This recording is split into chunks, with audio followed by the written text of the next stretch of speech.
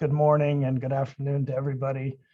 It's really great to see a bunch of familiar names and other names that I hope will become more familiar for this little program manager chat. We'll try to make it a bit informal, but we do have a series of slides to go through and then look forward to talking and answering or asking questions of each other. I'm Peter Thomas, Executive Director of the Marine Mammal Commission, and Vicki is our Energy Advisor and Alaska Liaison. I think I butchered that, but pretty close to that. And what we'll do is go over pretty much an overview of the Marine Mammal Commission, sort of how we got established and our more national role. And then, so I'll start with that, and then Vicki will move more specifically into our role and activities in Alaska and the Arctic. So we can go to the next slide. Currently, we're celebrating the 50th anniversary of the Marine Mammal Protection Act and several other really important environmental laws, including the Clean Water Act and the National Marine Sanctuaries Act. Another one which I couldn't remember when I was doing this, I'll remember it as we go through. So the Marine Mammal Protection Act of 1972 designated 3 agencies as responsible. They designated the U.S. Fish and Wildlife Service and NOAA, National Marine Fisheries Service, as responsible for the implementation of the Marine Mammal Protection Act. Then they also established the Marine Mammal Protection Act as an independent federal agency with the really role of oversight of federal domestic and international implementation and policies related to marine mammals and their habitat. So we were created as this tiny little agency with kind of this massive breadth of responsibility, which we'll go over some of that in the next slide. So first of all, who are we? We're the Marine Mammal Commission. So we have 3 presidentially appointed commissioners. Our chair is Francis Goland, who is I would say the world's ambassador on marine mammal health, really eminent veterinarian, doctorate, et cetera, in the field of marine mammal health. She was appointed just last May as our chair, replacing Daryl Boness, who's still a commissioner. Daryl is retired, but worked his entire career at the Smithsonian, is an expert on pinnipeds. And Mike Tillman, our 3rd commissioner, had a long career at the National Marine Fisheries Service, is particularly engaged in the issue of Aboriginal subsistence whaling and really marine mammal population assessment overall. They're assisted by a committee of 9 scientific advisors who you see up on the screen. I'll just point out one of them, Sue Moore, who is either at or on her way to the North Pole on the Healy right now. We're really thrilled about that. And also Vera Metcalf is our Alaska Native advisor. They're assisted by 14 staff. That's actually the first time I've ever said 14, because we've just hired a couple people and really excited to be fully staffed, who are experts kind of across the board in different aspects of marine mammal science, policy, and law. I think we can keep going. Next slide. So reflecting the Marine Mammal Protection Act, there's, as I said, many aspects of this law. So our strategic goals are really broad.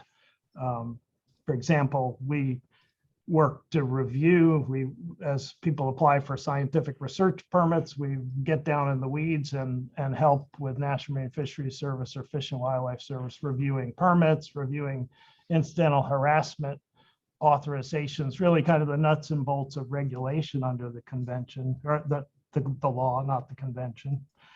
But then we also really weigh in more broadly on the policy aspects of research of different activities in the marine environment. Supporting basically management are the population assessment efforts, the species review groups and the stock assessment reports, which are updated every year for the different stocks and populations of marine mammals, are fundamental to evaluating the effects of human activities and how to manage those activities on marine mammals. Obviously, we're looking all the time at what are the threats to marine mammals, and a couple of things we were out there very early on looking at the effects of vessel strikes on marine mammals, and that is now really an activity, or it's a threat which is being addressed broadly around the coasts of the United States as well as around the world. And we also, back in the 80s, David Laced on our staff published one of the first papers on marine debris. So those are just a couple of the sort of anthropogenic threat issues which we follow on a day-to-day basis. We have a small grants program, which Vicki will talk about relative to Alaska, but that program has been focused on often topical issues that are up during a certain year or a certain period, or more broadly looking for research proposals that address maybe new research issues, new research technologies, which we can provide really seed money to support. And I guess engaging with Marine Mammal Protection Act stakeholders, we're doing that right now, and we'll talk to you more about other ways that we do. So moving along.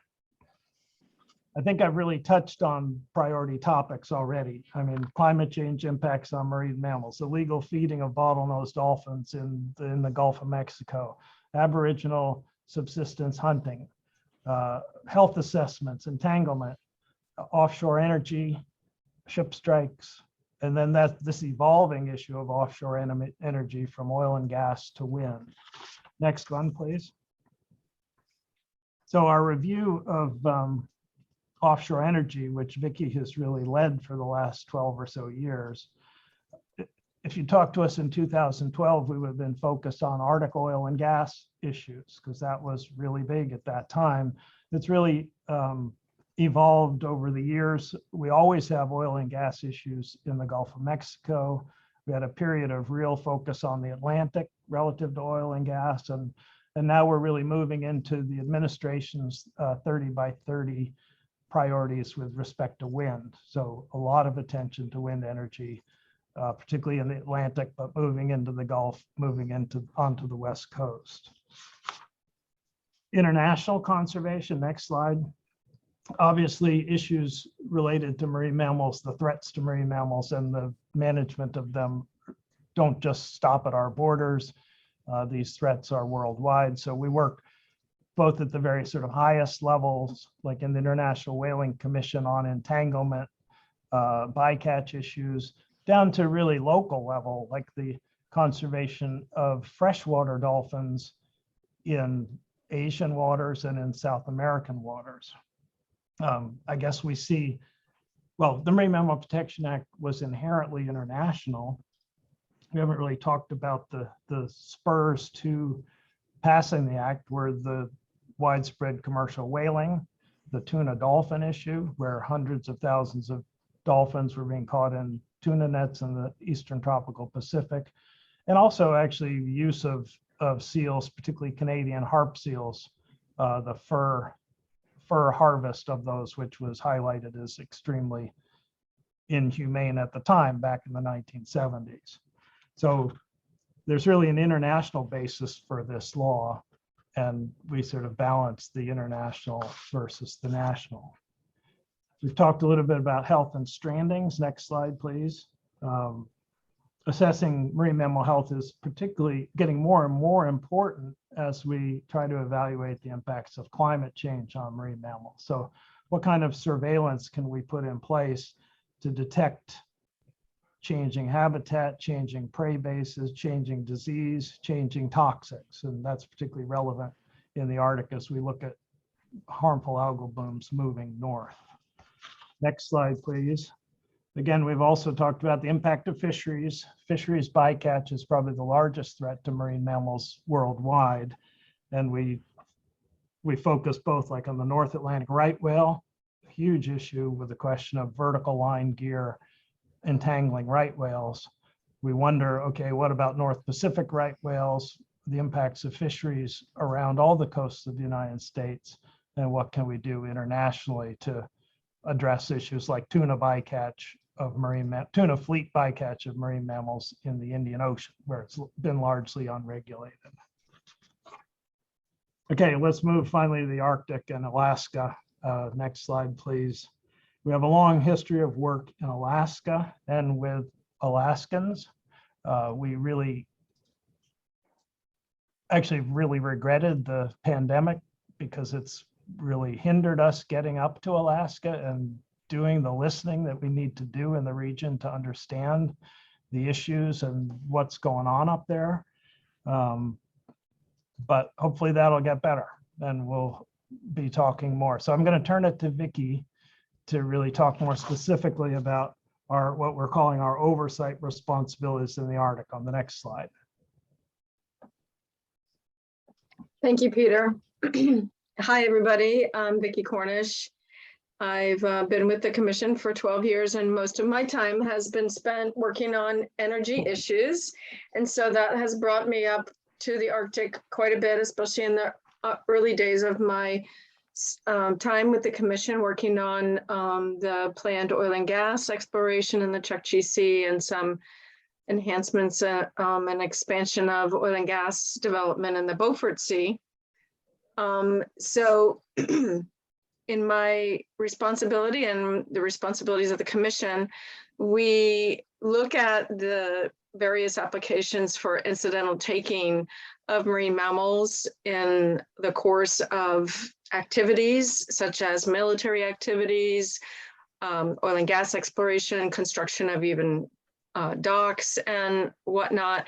And we'll look at those and determine whether or not those incidental take authorizations fully capture the potential effects on marine mammals. Are they using the right models to extrapolate what the effects will be? Most of those effects are sound related, especially with oil and gas exploration, like seismic surveys or construction, and even military training. Most of that is introduced sound into the water. So we have sound experts on staff and in our committee of scientific advisors that will look at the propagation models and whether they're being fully representative of the types of sound and the extent of sound disturbance that could occur to marine mammals. One of the other areas that we've been involved in of late is the port access routing study by the U.S. Coast Guard. We commented quite a bit on the Bering Sea PARs, as I call it, and recently submitted some information on the Arctic PARs, which I'll talk about in just a minute. Other things that we do in the Arctic include reviewing scientific research permits. So some of you that are on the line have probably applied for permits for taking of marine mammals and either directly or incidentally as a result of your scientific research. So we pretty much review all of the permits that are submitted to Fish and Wildlife Service and the National Marine Fisheries Service for marine mammal takes, reviewing them for certain criteria under the MMPA. We look at the listings of endangered species, critical habitat designations, status reviews, recovery plans, and we've also been involved in the development and the review of oil spill response plans in the Arctic and in other parts of the country. Next slide. So here's an example of some pretty detailed analysis that we did for the Arctic PARs. We provided this to the Coast Guard a couple of years ago. We looked at marine mammal distributions in the Arctic. We looked at traffic patterns. We looked at where hunting by Alaska Natives was occurring and tried to provide some advice on a route through the Arctic for the bigger ships. These are not necessarily for the local vessels that are providing supplies to communities, but for the bigger through ships, vessels that are traveling from, say, the West Coast or Asia over to Canada through the Northwest Passage. What's the best route to get through there with minimal disturbance to marine mammals? And so this is an ongoing issue. I'm sure we will hear more of this. It's been lengthened by the pandemic. Thankfully, the Coast Guard has made a lot of effort to try to get to some of the Alaska Native communities to hear back on their input on the PARs, and we expect to remain engaged on this issue in the future. So thank you all for the incredible research that you do in support of our analyses to try to guide the Coast Guard in their management responsibilities for safe navigation. Next slide. So the Marine Mammal Commission also has a very small grants program. It's nothing like maybe some of the ones that you routinely interact with, like NSF or others, but we try to think of ourselves as lean and mean when it comes to small grants. We only have, I don't know if I want to say how much we have, but it's usually, you know, within about $1 million or so, maybe a little bit less, maybe a little bit more. Less, much less, he says, much less. Okay. Maybe just a couple of $100,000, but we try to do as much as we can with the money that we have. And in the recent past, we've tried to focus some of our calls for proposals to areas that have particular significance for marine mammals in the Arctic, such as coconut belugas. What are some of the marine mammals that are of importance to Alaska Natives? And what are some of the climate change effects that we're seeing on marine mammals? So those are some of the focal areas. We usually put out our call for proposals around the first of the year. We try to give people a few months to put their proposals together. We get a flurry of proposals in on the day of the deadline, and then it takes us a month or two to review the proposals and make the awards. And we usually get a lot more proposals than we have money for, but we try to do our best in terms of finding the projects that really will have the most impact, whether they're scientific research or communications and outreach type proposals. We take both kinds of we consider both of those kinds of proposals and make our awards sometime usually in around June or July. Next slide. So here are some of the projects that we have recently funded. We really are looking for the engagement of scientific researchers with the local communities to derive the questions that are being asked. And there are some folks I can recognize on this call that have done a really good job of doing that, really trying to take a bottom-up approach where we're not asking questions and then getting we, the scientific community, are not asking the questions and then trying to engage Alaska Native communities on that. Instead, the other way around, trying to really answer the questions that Alaska Native communities have and find the research tools that we can bring to those questions and help work together to solve, to find answers and maybe find some management approaches that would help mitigate some of the bigger threats. So North Pacific right whales, we just recently awarded a grant in the Chukach region around Prince William Sound, and also a few years back in St. Lawrence Island. Next slide. So a big area of my focus at the Commission is on co-management. The Marine Mammal Protection Act provides for Alaska Natives to hunt for marine mammals. That's an exemption from the take provisions of the Marine Mammal Protection Act. But in 1994, the Congress took that one step further and provided this section within the act that specifically calls for cooperative agreements between Alaska Native organizations and federal agencies to enhance marine mammal conservation. Now, there were a number of Alaska Native organizations before 1994, before Section 119 was put in place, notably the Alaska Eskimo Whaling Commission and the Alaska Beluga Whale Commission and the Eskimo Walrus Commission. But this was a mechanism for providing funding to formalize this cooperative co-management approach between federal agencies and Alaska Natives, Alaska Native organizations. So right now there are 9 of these agreements in place with various Alaska Native organizations. Some of them are species focused, like the Eskimo Walrus Commission. Some of them are regional focused, like the Aleut Marine Mammal Commission, and some of them have a little bit of both. there's also an umbrella agreement with the Indigenous Peoples Council for Marine Mammals, but kind of sets a template for other co-management agreements and that. And they also bring together the leadership of those various ANOs at least once or twice a year to address issues of common concern.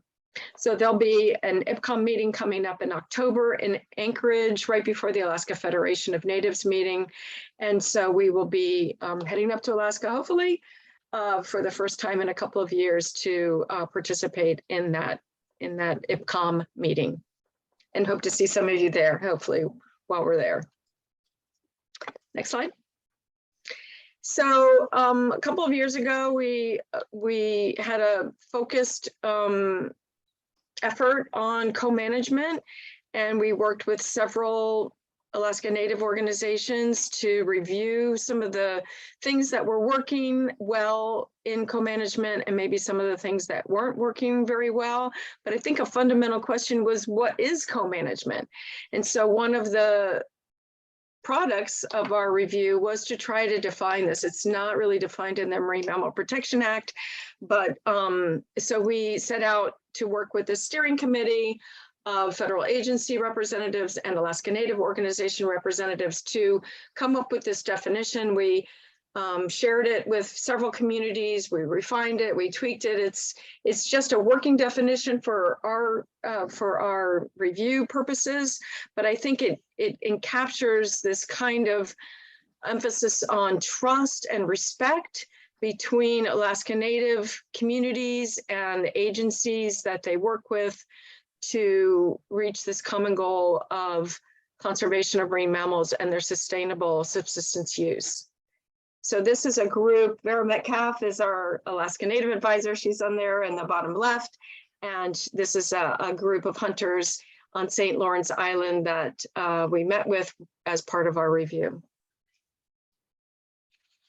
Next slide. So the review that I'm talking about is the one on the right, and that's available on our website. We did a co-management review previous to that in 2008.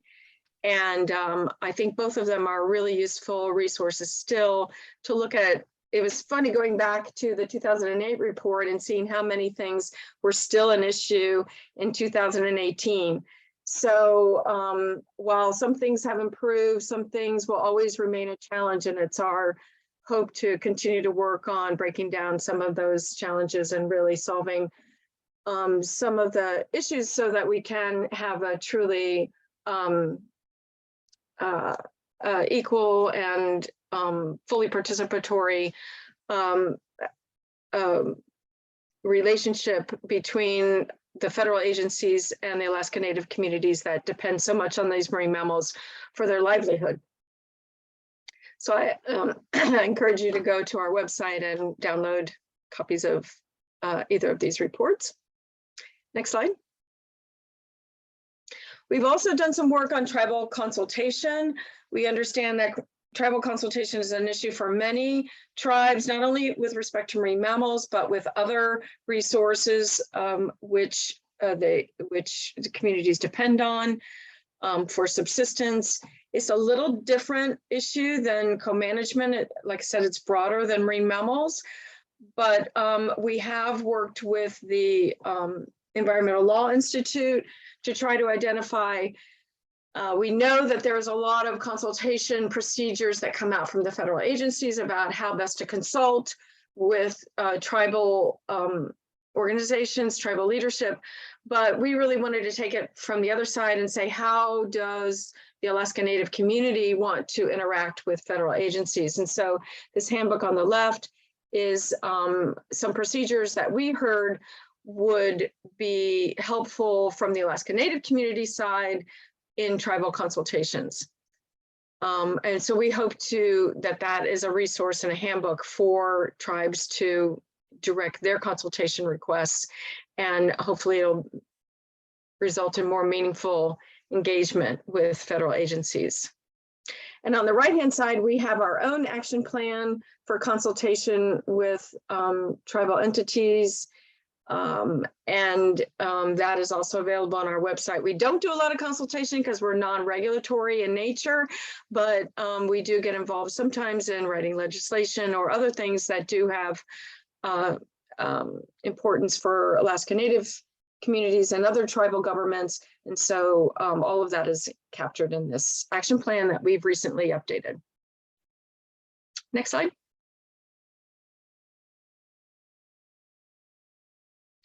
So I think I'll hand it back to Peter at this point and talk a little bit about our communications and focus on the Arctic area.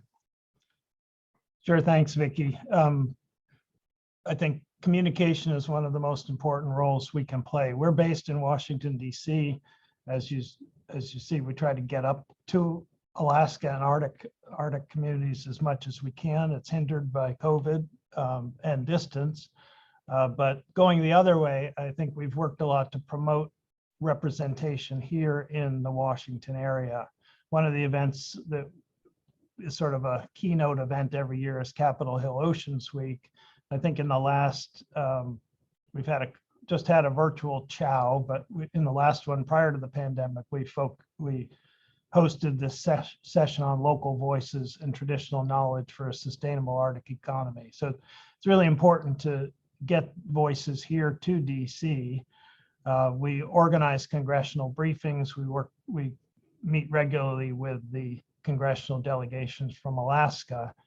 And going the other way now, we're participating in the administration's White House Bering Sea Task Force, which is a high-level White House initiative to really increase communication up with the Bering Sea region. Really proud in the IARPC context of helping to recruit the Indigenous communications and engagement specialist and indicating our major role in the finances of Arctic and Alaskan things. We put forth a few meager $1,000 to really support her travel in her IARPC work.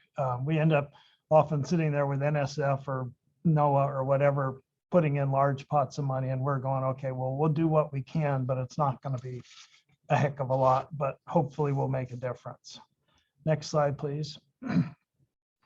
Just to touch on international activities as well. There are some days where I go, we have 14 people, we could all work on international activities. So we have 14 people, we could all work on vessel strike on marine mammals. We could all work on entanglement. So we spread kind of thin, but it turns out over the course of a year, a normal year, many of us are working internationally. I've been involved in the Arctic Council's Circumpolar Biodiversity Monitoring Network, and several of us have participated in the scientific committee of the International Whaling Commission. And I will be going next week to the meeting of the commission, the first meeting in 4 years. And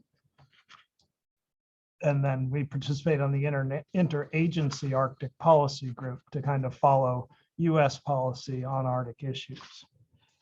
Next slide, please. Another area which we've been working on really in the last year and a half is what is the impact of climate change on marine mammals? So we kind of wrestled with a workshop, a webinar, whatever, and we finally ended up doing a paper, really a literature review on what's our current knowledge of impacts of climate change on marine mammals, largely in US waters. We looked at that, we found that there are plenty of examples of people saying, well, yeah, probably could be climate change impact, but there are fewer where really in the results of a paper, they say our method was applied and it was able to really discern climate change impacts on marine mammals rather than in the discussion going, well, could have been. So we kind of separate in the paper the 40 or so papers that really got to the bottom of things, but then looked at the other ones to say, okay, what kind of research recommendations can we make to better target these questions of how climate change is impacting marine mammals? So really, it's a sort of starter paper to focus on that kind of research, but then also gets into, well, we definitely need, once we've reached an understanding, more ability to adapt our management quickly to address unexpected climate change induced impacts. And I think we have the kind of long-term story of the diminishment of Arctic ice in different seasons. Then we have other stories like the North Atlantic right whale, where kind of unexpected and undetected North Atlantic right whale prey shifted, and they shifted into a new area where no one really expected to see them, basically shifting into an area of increased threats. So anyway, take a look at the paper. It's on our website. The reference is at the bottom. Maybe we can get it in the chat. I'm not sure how to do that. So anyway, that's a really important effort. We look forward to talking to folks about that. And next slide, please. We hope that our website is a good resource for many of the marine mammal issues we've talked about. Talked about how we have a Twitter account announcing our new appointment of Francis as our chair, and we have 2 nominees awaiting confirmation in the Senate for commissioner. And also just quickly point to our survey of federal funding for marine mammal research, which is a task that was assigned to the commission really in the original law. And so just go explore that page. I won't talk about it more so that we have more time to talk.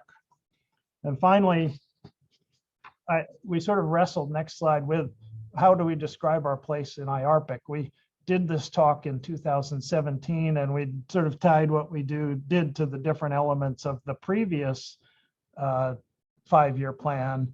We didn't really get around to doing it here, though we've been following the IARPC biennial implementation plan development. We're really pleased with the emphasis on Indigenous knowledge and Indigenous participation in research. That's one of the areas that we hope to contribute to, as well as this broader question of the impacts of changing environment on marine mammals and the resources that are there for the people who've depended on them forever. So I think that's it. I'll stop. Thank you. And we'll be glad to answer questions or talk. So thanks, Liz. Thank you so much, Peter and Vicki. If everyone wants to do a virtual round of applause, you can come on camera or use your emojis. Yeah, we now have about 20 minutes for questions. So feel free to, I've seen a couple in the chat so far that I'll read off, but feel free to add questions in the chat, or if you want to raise your hand, you can use the reactions button to do that, or I'll try to keep an eye on people's cameras if you are more of a literal hand raised person. That one question from Ramy Wood that I'm not sure if it's something that you can answer, Peter and Vicki, but is there any overlap between MMC? Do you do any work with drones or with the UAF drone program? Vicki's nodding her head yes, but I'm not sure that we do. Go ahead, Vicki, if you have a more specific answer. Yeah. Well, I just remember that we did help to fund some of the sail drone research that was done a few years ago. I don't know if we've kept up with what's happened with some of that work, but I did see it on a previous our previous presentation to IARPC, so I know we've done some of that, but unfortunately that's not my area of expertise. We just yeah, so I can't say too much more about that, except that we were kind of watching the results of that sail drone up in the Arctic region for a few years there. Peter, do you remember that? Yeah, sure. We helped support the sail drone as some of the first iterations back in 2014 or 15. I'm curious, Ramy, feel free to follow up with your question about Hurricane Fiona and work up there. I'm not familiar with it, but be glad to sort of investigate what your specific question is if you want to hit me offline.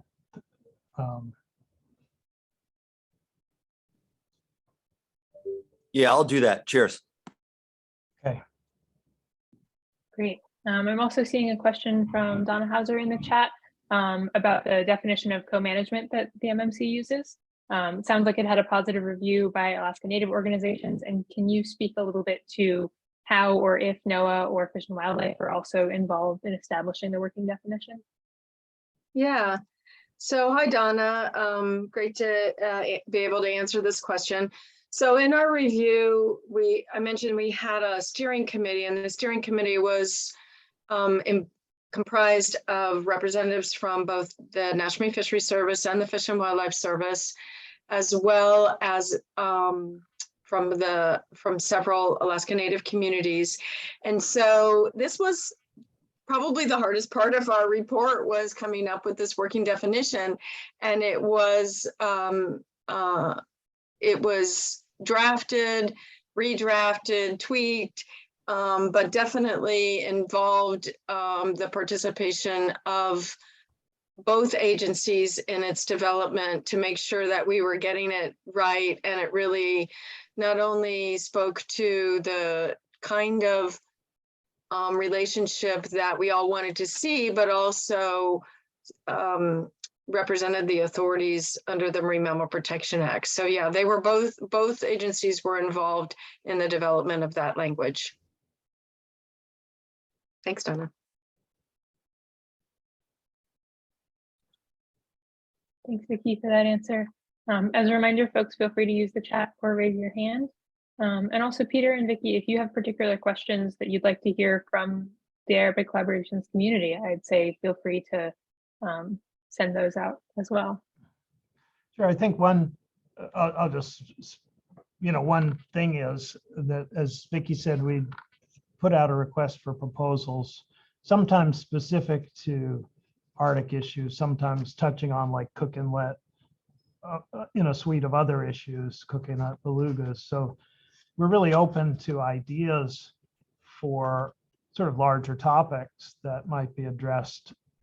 Again, bearing in mind that this is definitely a small grants program relative to other programs, but every year, last year we put out a pretty broad call for proposals, and we got a lot of proposals. Other years, in fact, the year that we put out sort of Alaska focused, Arctic focused, we definitely got a smaller pool of proposals that year. But it is, it's of interest to us to hear sort of questions that might be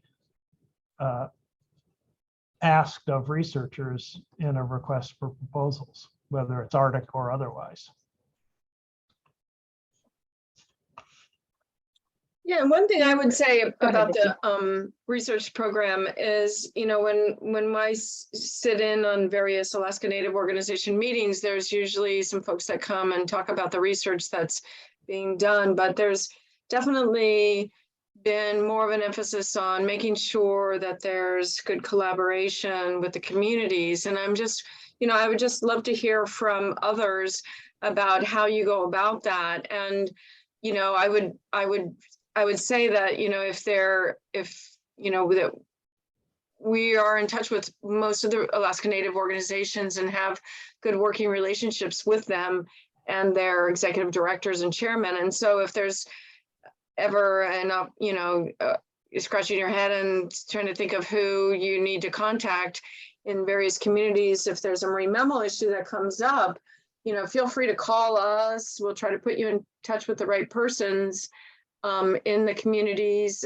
We have some information also on our website on our work in the Arctic and on co-management and consultation. But I'm just curious, how folks have found, the ability to work in Alaska and really try to understand this important relationship between the communities and marine mammals and the federal agencies and all of the changing effects, the increasing human activity. There's so many issues up in the Arctic, and just, curious how folks have, what's your experience working under all of these different moving targets and variables. Yeah. Okay, I see it. I'll pick up. I see a question in the chat. Is the Marine Mammal Commission interested in harmful algal blooms and their impacts on marine mammals? Yes, very definitely. And this goes to the expertise of Francis Gulland, our chair. We've been, again, watching, as have many people, the sort of move north of harmful algal blooms. Most recently, the Alexandrium blooms detected south of the Bering Strait and north of the Bering Strait, just very, very extreme concentrations of toxic algae. I think it's a challenge for us, again, being a small agency in DC. We're definitely in touch with folks in Nome, in the region, hearing their concerns about this and wondering, the need to get the word out about not only the blooms, but what are the impacts, what are the food safety concerns, both for folks utilizing marine mammals, but also in general in the region. It's really, those communication mechanisms are really important. And we kind of work at the Northern Bering Sea Task Force is a current group that actually, we brought this up just last week in a meeting of that relative to the food safety issues. There are other food safety and food security issues that kind of dwarf that in people's mind. But that's, again, we can help get the message out about it, but we're also really connected in with the folks doing the surveys. But I guess it is a challenge understanding the mechanisms within the state of Alaska, within the local region, and how we can help in that circumstance. Seeing a couple of questions in the chat about permitting. So first from Adrian, what kind of coordination is there among agencies, MMC, Fish and Wildlife, NOAA Fisheries, when it comes to processing research permits, and specifically when one study requires permits for species managed by different agencies? So for example, sea otters and harbor seals. That's a good question. I'm sort of tempted to throw it to Vicki, but I guess I'll take it. I think so. We have this oversight responsibility. So we review the applications and provide both on a formal and informal basis questions to Fish and Wildlife Service or to National Marine Fisheries Service on particular proposed research permits. So it's an oversight. We don't really have a regulatory role in terms of saying you must do this, but we basically weigh in on permits. Many of these are very routine and don't require a huge amount of review. I think this question of, it's really the coordination between Fish and Wildlife Service and NMFS regarding a single activity which impacts both Fish and Wildlife Service and NMFS species. And sometimes we're kind of going, well, are you really, make sure that those two agencies are in contact with each other on those. I think they're pretty good at it, but it's definitely something we think about. And I don't know, Vicki, with Cook Inlet belugas, you've definitely seen really looking at larger activities that impact both NMFS species and Fish and Wildlife species, and how are those being taken care of? Yeah. Well, I can tell you one example that we're working on just this week, and that is one of our grantees in the Chugach Regional Resources Commission is working with Alaska Sea Life Center and a couple of other researchers to do some subsistence monitoring and harvest studies, but they would also like to collect some tissue samples for archival purposes and whatnot. And so as part of the working group, some of you may also be on there. I haven't seen the full list of people here, but I've been advising the CRRC to start early, and we're going to meet with them later this week to just go over the different permit requirements of each agency. And there might be some things that, because we review both permits, we see how each agency, emphasizes certain things or what their process looks like or their timelines. And so we can, help folks just navigate their way through this dual permit application process that they might be working on, because for instance, the Chugach Commission will be looking for permits for both harbor seals and sea otters. So that's one way that we can kind of help. It might not, get them all the way there, but it definitely gives them a few of our insights regarding how each agency works through the permit process. And I see a question from CT Harry about sort of this question of, do we ever recommend NOAA not issue an IHA permit? I think the answer is yes. And probably one of the big features on our website, which is underappreciated, is we put out sometimes over 100 letters a year, most of them regarding specific permits or incidental harassment authorizations. And I mean, quite frankly, the recommendation might be, we recommend you not issue this permit or this IHA, but then it has to go on, it says, kind of acknowledging, but if you do, here are our recommendations with regard to the conditions on that activity, what the concerns are. This question of, you have several activities going on at once and you're evaluating them independently and not necessarily looking at the cumulative or the additive impacts of several projects in a region. So it's a good question, CT, about how you handle that. And I think looking at our letters really is the best way to kind of say, well, okay, here's how we do handle it.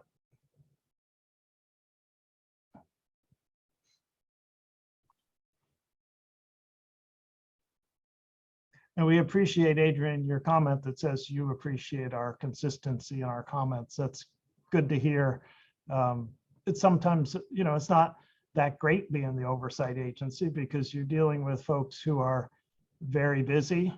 They have a lot of priorities. They're under the gun on getting permits or IHAs out. And we are advisory, not what we say is not mandatory that people take our advice. So it is a really important role, and it's really important to keep the relationships between us and NIMS and Fish and Wildlife Service active and positive, even as we have this role under the Marine Mammal Protection Act, which we take very seriously, to really take the side of the marine environment and the marine mammals in it. It's a luxury in some ways to be able to just be honest. That's why we were established. It's what we're supposed to do. And regardless of politics, regardless of economics, we're going to toe that line unashamedly. We could probably have time for one more question. And I see a question from Donna Hauser in the chat about the recommended vessel routing from the MMC comments on the port access route study. And she asks, first, what routes, if any, in the Chukchi and Beaufort Seas resulted from the comment period? And then also, are GIS files available to examine how actual AIS vessel tracks align or don't with recommended routes? Yeah. Well, we certainly can make available the GIS files that we've compiled. Unfortunately, the woman who helped all of us develop those recommendations is moving on to wind energy.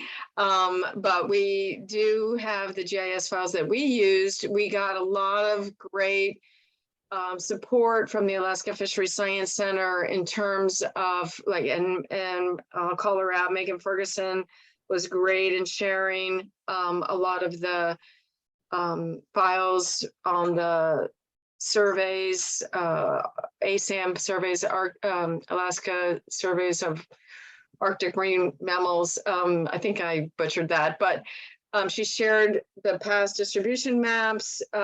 We've also used a little bit of the data that came out of Duke to look at densities in the Beaufort Sea.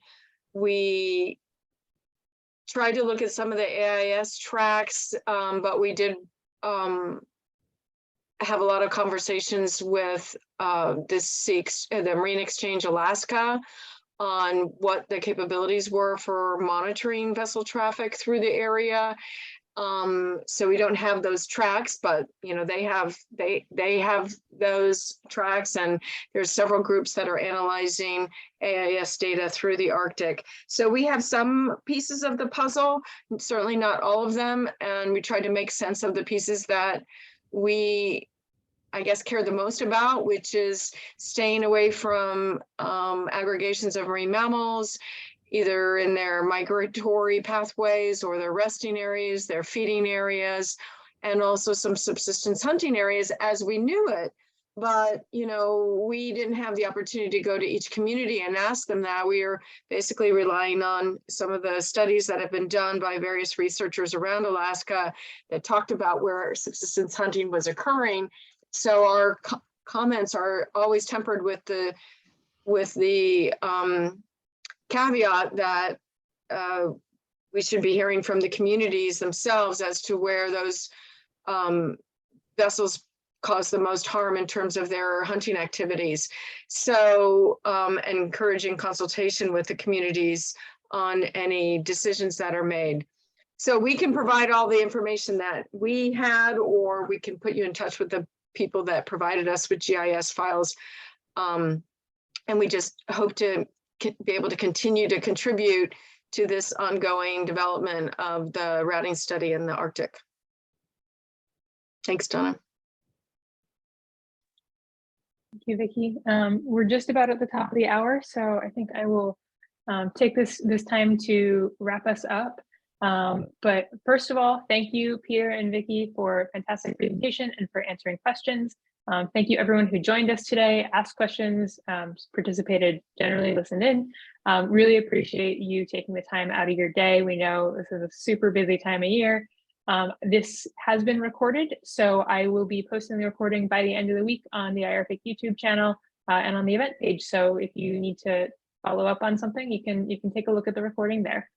So again, thank you so much and have a wonderful day. Thanks, Thanks. Liz. Thank you. Thank you. Thanks, everyone. Hi, Danielle.